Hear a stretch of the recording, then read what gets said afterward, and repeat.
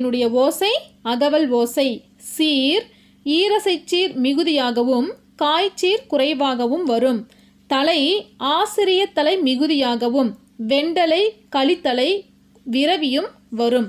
அடுத்தது அடி 3 அடி முதல் எழுதுபவருடைய மனநிலைக்கேற்ப அமையும்.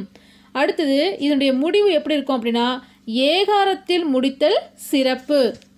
உதாரணத்துக்கு இந்த செய்யுள் பாருங்க. திருமழை தலைய இருநிற விசும்பின் விண்ணதிர் தமிழிசை கடுப்ப பண்ணமைந்தவர் தேர் சென்றவாறே.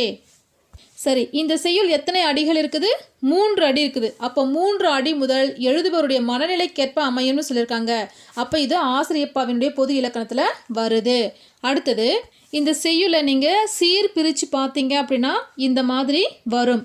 இதில் நிறை நிறை கருவிலம், நிறை நிறை கருவிலம்,